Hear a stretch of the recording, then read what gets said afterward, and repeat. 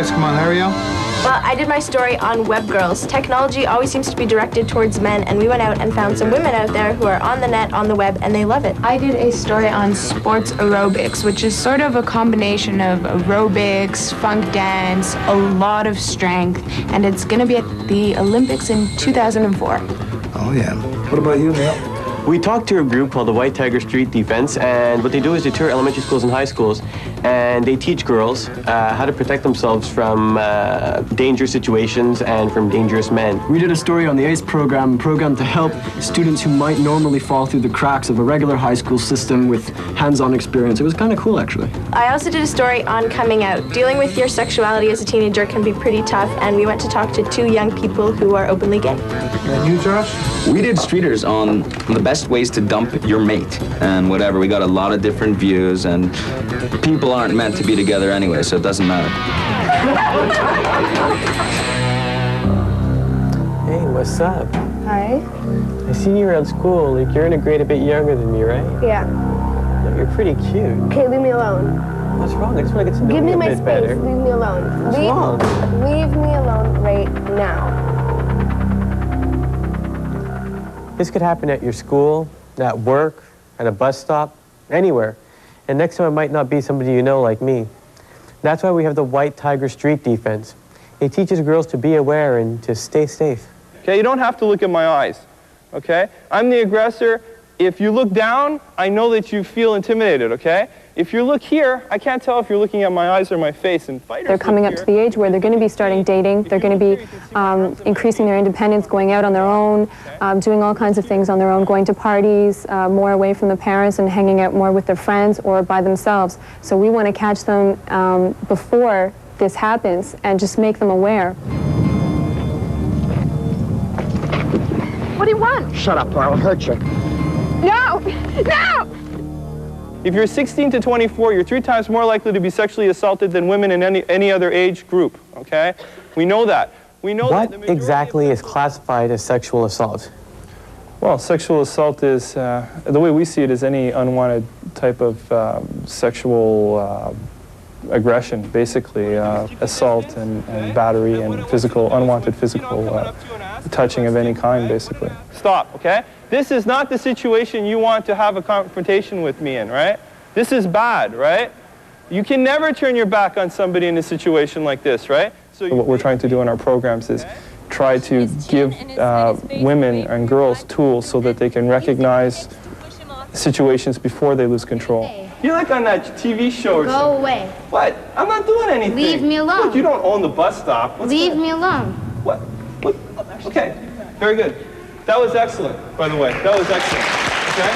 Very good. How do you teach the girls to be aware in those kinds of situations where it's people that they know? That's the trickiest part of it because, as you know, the myth is that rape occurs with strangers, and it happens on dark, isolated alleyways.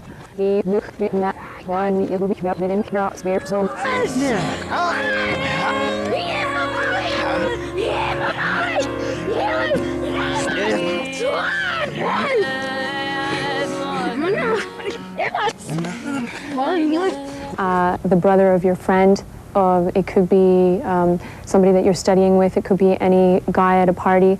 Those are typical encounters. Doesn't it scare you, some of the statistics, like 1 out of every 4 Canadian women are going to be like sexually assaulted? I think it's extremely frightening, extremely frightening. I don't even know what I would do if a guy would come up to me at the bus stop and like ask me for directions. I'm scared when someone asks me directions from their car. I mean, bang, you know, someone just bumped into the back of your car. What would you do? Instinctively, what would you do? I'd get out and yell at him. Exactly, you'd get out. But, you know, and that's exactly what the other person is hoping you do. Higher up, good. Now as you lift your butt off the ground, right, push your cheek. Go. There you go. What do you think of the course today? Like, I thought it was very educating and not in a school type of way, but in a way where it's going to be for life.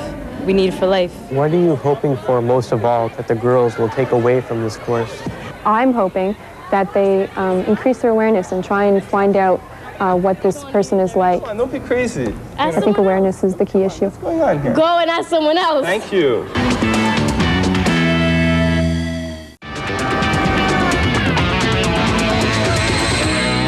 Anybody Anybody who's ever been in a relationship probably knows what it's like to be dumped or to have to dump someone. So we went around and asked people what they thought the best or worst ways would be to tell somebody, I'm through with you. Well, there is no really best or worst way to break up because you're breaking the person's heart anyway, and that's not really nice. The worst way to break up with someone is to never call them back. That's just horrible. It's so cruel. The best way to break up as a girl, let her know what's going on, and keep the friendship if you can. If you can't, then she got to step. The best way to break up with the person is either telling the truth, I guess that's basically it, or just telling them straight up to their face that it's over. The best way is on the phone because you don't see him. No, that's the worst way. No, it's the best way. You don't see them and like you don't feel as bad. I think the worst way to be on your answering machine. The worst way? To never call them back and just let them go like that. Just stop calling, stop talking, stop seeing without any explanation. I think that's really bad. It's really mean. I don't know, sleep around, let her find out about it, then she's gonna call you and break it off. That could be one way, but you know, it ain't for everybody. The best way, well, there's really no best way, but I think face-to-face over coffee or something, that would be the best way. Just tell them that you have no more feelings for them. It's hard when the other person doesn't really understand that a breakup is a breakup and not a break. I knew at 5 that I preferred, I don't know, back then, boys to girls, you know. I just knew in my mind that I preferred, I felt comfortable with that.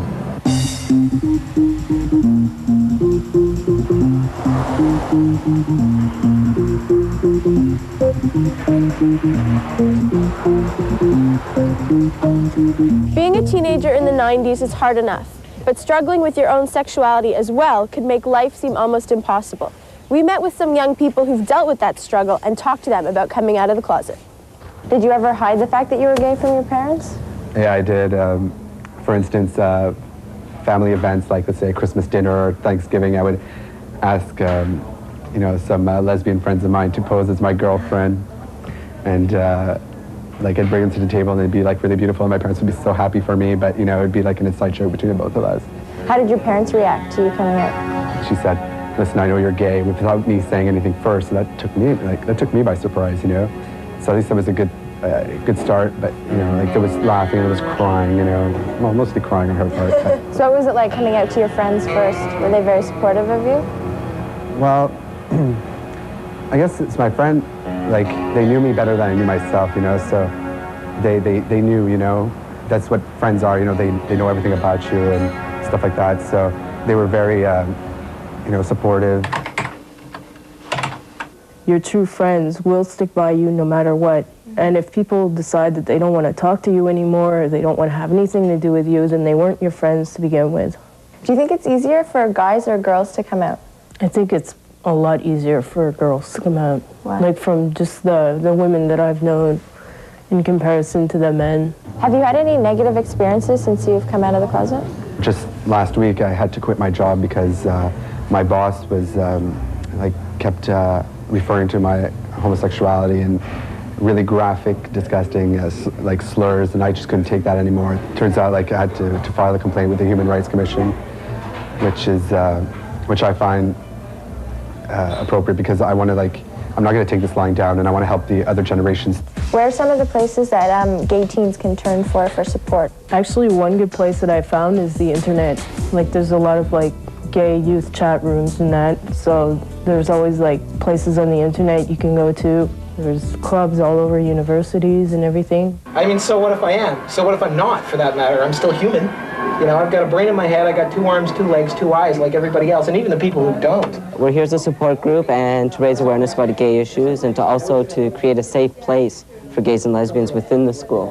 What we do, if they are really seriously having problems, we send them to a counselor. We know we know which counselors within the school or outside of the school. We have the resources to send them to a place where they can seek, help if they're really having problems with it. Do you think society as a whole is becoming more accepting of gays and lesbians? The older generation, granted, there are, they're not quite ready to accept, but I mean, on a whole, it is, I find, a lot safer to walk down the street holding hands with a guy while in a village. Specialized bookstores like L'Androgyne are the best because you can get different subjects from coming out to self-help books. Good. This is a handbook for the gay male, which has tons of case studies, how psychiatrists say like there's a proper way to come out to family and friends. What advice could you give to somebody who's watching now and who's, you know, they know that they're gay, but they're having a lot of trouble coming out? You have to make sure you're in a secure environment. You have to research where you can go if ever, let's say, your parents kick you out or something. Also, on the point of view of gay marriage and all that, like I think this set of politicians and maybe the next ones won't do something about it, but I think like when our generation gets a hold of the power over the country, you know, I think that we'll see a lot of more change.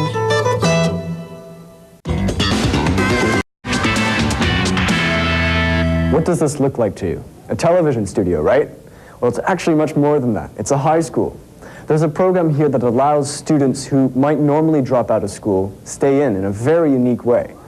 We're here to check out the ACE program, so stick with us. They're 25, eh? Yeah.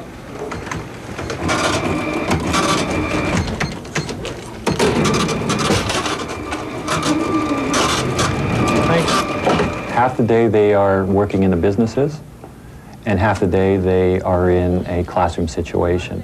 What's his motto? Buzz Lightyear, finish the slogan, to the rescue, okay? That's the thing. Every time you watch a kid's cartoon show, for instance, you're really watching a half hour to an hour commercial. ACE stands for Alternative Career Education. It's basically for students who have had difficulty in the traditional system, in the regular schooling. It's to help students make a transition from school to the workplace, or perhaps even to further education. Hello, ACE Media Center, how can I help you? Jane? Hi. We don't get a paper that says that we've graduated from high school, but we do get either a certificate and we also get attestations. Attestations are pieces of paper, well, like a certificate that says that we have this and this in experience. I was secretary for the Media Center. The Media Center is a place where all high school teachers, elementary teachers, and even adult ed teachers can come and rent movies for educational reasons. The other jobs that the students are doing, are they tied into the Media Center? Some of them are. The technical work, teachers from high school, elementary, they'll also call in and they'll say if we could fix their VCR, and they'll send it in and we'll fix it and send it back to their school. Hi, what are you doing? I'm trying to repair a door that, well, the spring came off and they asked me to repair it for them, so that's what I'm doing. What do you do here? What do I do here? I repair anything from radios, computers, typewriters, anything that's electronic that's broken. Is this something you're going to do later on? Oh, yeah. Oh, yeah? Yeah, it's fun. It's confusing, but it's fun. We're trying to connect them to the toaster. What is ACE News? ACE News is just a little program that we decided to do because we've got sports, we've got a basketball team, and just to let the people in the high school know what's happening. Could you explain to me the on-the-job training segment of the ACE program? Sure.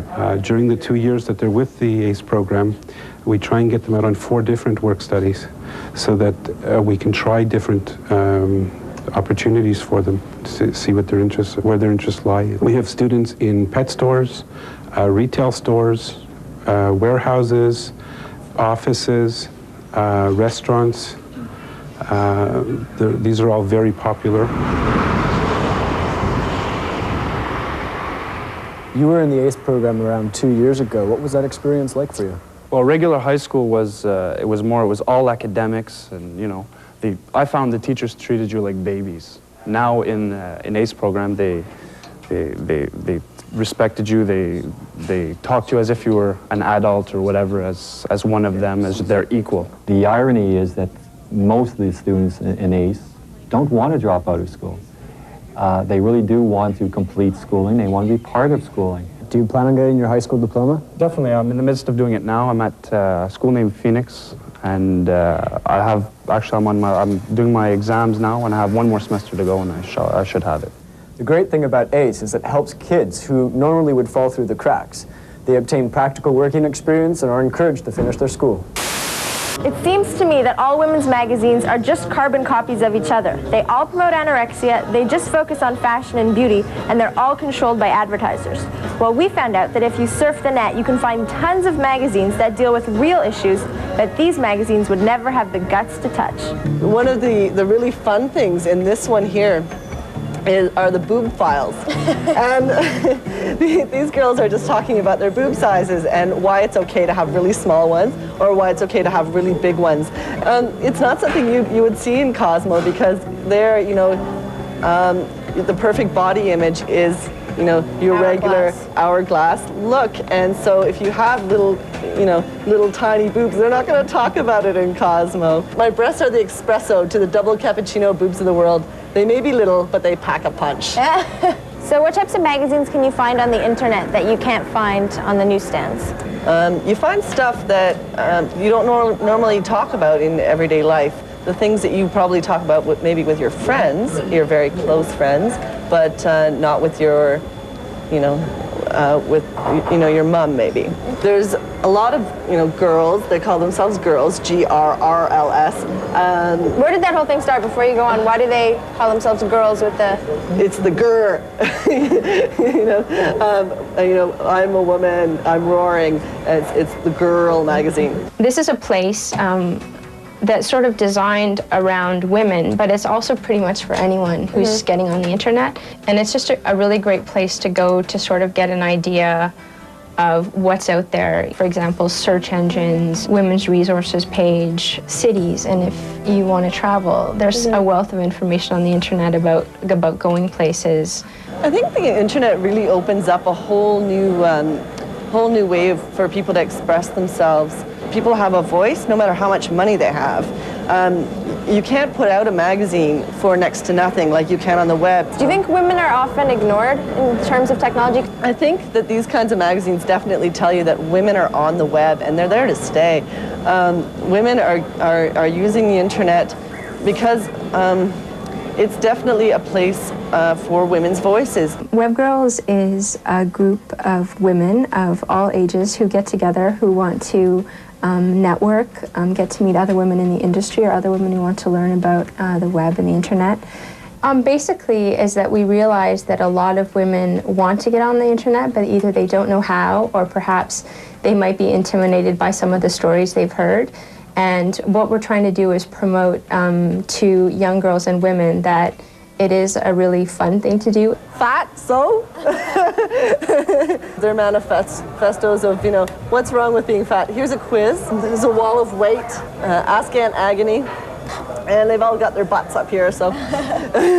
Brillo talks about tampons and how to, that you should be using economically correct tampons like non-bleached products, which don't look the shiny white that Tampax sells. And advertisers, they want you to buy Tampax, which is bleached. There are people who are thinking about this stuff, maybe in their early 20s or in their teens, and they're not 40-year-old women who are writing for what they deem correct for a teen audience. This one's called Nerd Girl. It says, have you ever been told you're too smart, too loud, too opinionated, too tall, too short, too fat, too thin, too brash, too shy, too sexy, too plain, too bitchy? Come inside, we've got to talk. I actually brought my Nerd Girl glasses with me to show you. This side here is because I'm a cool techno chick. This side here is because I am a geek and I love technology.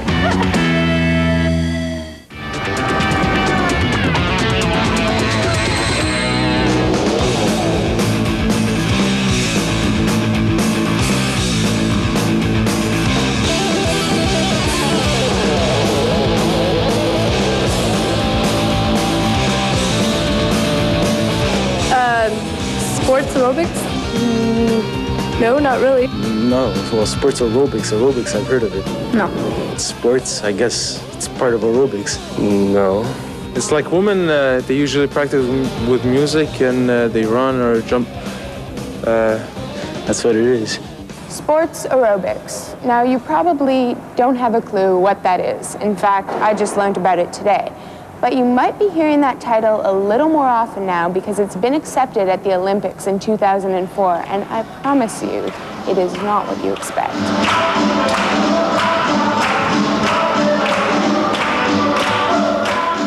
Anybody who thinks it's sort of dancey and dancercise, that's not what this is about. And aerobics or group exercise for the general population for fitness is something very different than this. All right, so you have to make sure that you keep your voices quiet and just listen very carefully to the instructions, and I'm also going to put you through the lines a little faster today.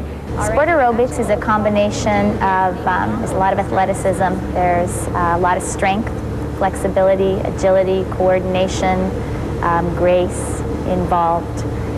It's a combination of gymnastics, aerobics, and dance. What is it that you like about doing sports aerobics? It's a lot similar like gymnastics. It's really energetic and stuff. The routine lasts 2 minutes, maximum of 2 minutes and 10 seconds. It's, I would say you can relate it to a gymnastics floor routine without the tumbling, because we're not allowed to tumble. And you can also relate it to figure skating in ways of costume, theme, presentation. And one arm, go for it. What about it do you like? I like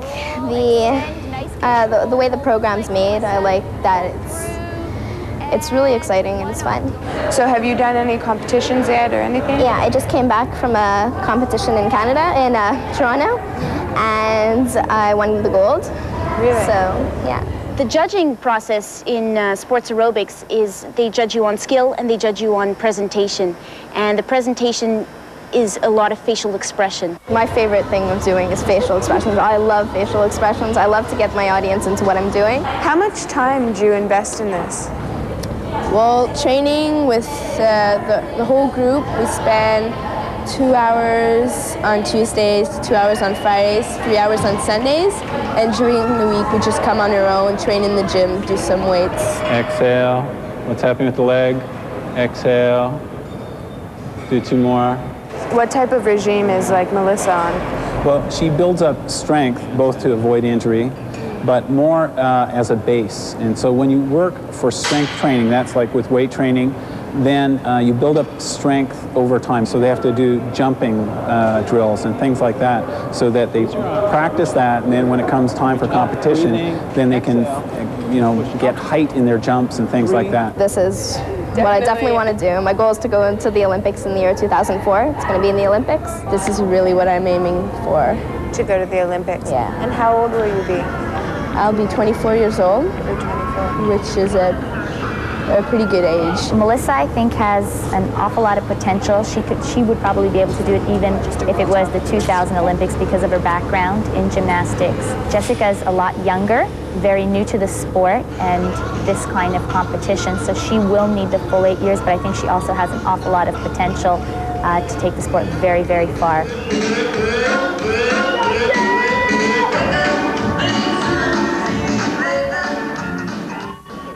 Well, that's it for BuzZone for this week. We gotta go because it's so cold out.